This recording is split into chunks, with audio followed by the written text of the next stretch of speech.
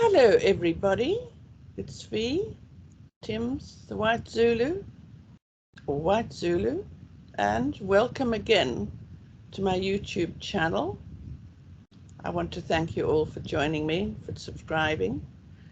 And this is a small piece called The King and I, when I met His Majesty King Charles III. If you want to see photographs, you will find them on this particular channel. And if you want more photographs of myself and my background, you go to www.whitezulubook.com. Back in the summer of 2012, I visited the Sandringham Flower Show.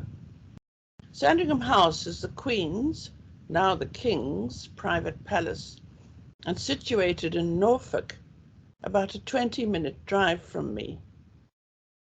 My carer wheeled me to the very front row of the throng of crowds waiting to see His Highness Prince Charles and Camilla, Dutchess of Cornwall, to arrive by horse and carriage. I'd taken along my copy of a large book called The History of Polo in South Africa, as it has a photograph of my grandfather, Alan Ross, a champion polo player, together with the then Prince of Wales. This was Edward, the future King Edward III, who abdicated to marry Wallis Simpson. At that time, the Prince of Wales was very popular and much liked around the British Commonwealth. Now for a bit of rather boring but vitally important history about my family, which is very relevant to my background, as well as this particular story. Please bear with me. Grandpa, his brother Ken, and Dad's uncle Hugh Brown dominated South African polo between the First and Second World Wars, with Grandpa still holding the very high handicap of 7 at the age of 47. These few but formidable players could easily have been among the best in the world when given the opportunity to find teams from other countries to play against.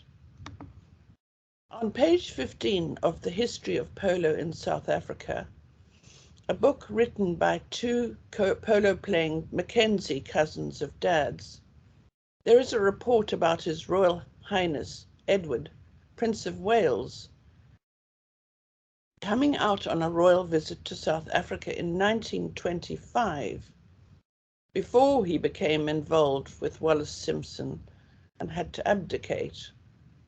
The Prince was a polo aficionado and a good player, and when in Durban, he watched an exhibition match put on by some of our best players, he expressed enormous interest in having a game himself, and so it was arranged. Because the Prince hadn't brought out any of his own players, and this was long before air travel, it was decided that he would pick 3 players from the best on offer from the South African squad to be on his team. After much careful consideration, and by watching them play in his presence, he finally chose my grandfather, Alan Ross, a 7 handicap, as his number 3 player, because he held the highest handicap and was deemed the best player in the country. He also picked Jack Mackenzie, Grandpa's cousin, and another superb player, Mr. S.T. Amos, from the Dargle area in the Natal Midlands. My great-uncle Ken Ross, Grandpa's brother, another outstandingly excellent player, was picked as reserve. And when one of the pre-selected ponies became unavailable, the Prince of Wales rode one of Grandpa's horses.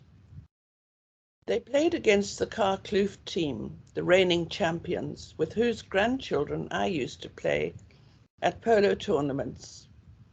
And so, in July 1925, with great fanfare and publicity, the polo match was held at the Durban Polo Club, showcasing South Africa's best players to a massive crowd. The Prince's team won this illustrious tournament, thanks to him and Grandpa scoring very difficult shots and enough goals to put them well in front. Now, back to my story. As I said, in the summer of 2012, I attended the Sandringham Flower Show on its opening day. As I have said, Sandringham Palace is the private country retreat of the English royal family, and their annual flower show is one of the most prestigious horticultural events in the east of England. This extraordinarily beautiful palace and its extensive grounds are just a 20-minute drive away from me. The royal couple, Charles, Prince of Wales, and Camilla, Dutchess of Cornwall, were opening it. A royal brass band played the British national anthem as the couple arrived by horse and carriage, then went walkabout. Prince Charles has always been an avid polo player, and so I had with me my copy of The History of Polo in South Africa.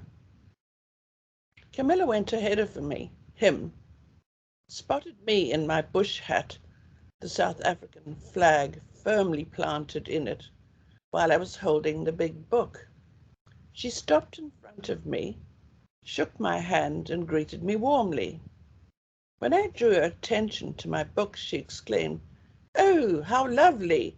I must tell Charles to have a look at it." She then called over her shoulder, saying, "Darling, there's something here you'd like to see which will interest you enormously." A minute later, Charles came along, and when he saw the book, his face lit up.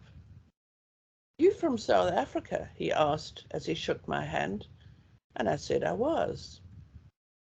I described how my grandfather and my great-uncle had been hand-picked by the then Prince of Wales to play as his fellow team members in an exhibition match, and showed him the photo of Grandpa with the Prince of Wales seated on the loaned polo pony.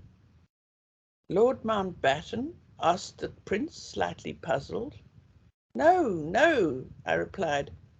"Edward, Prince of Wales."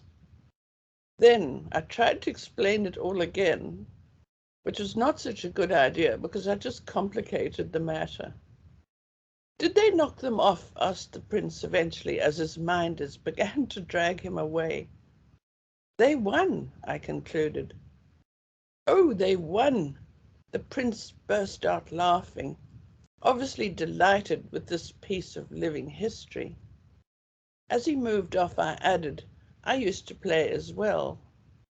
He replied, "Did you really?" "So did I," and he rolled his eyes comically. And that's my story of meeting the King Charles III. I just want to thank John Moslane enormously. He's what I call my sound engineer, and without his help, I could not produce these videos. So it's a big thank you to John, who's got his own YouTube channel, and we will put the link into this particular recording.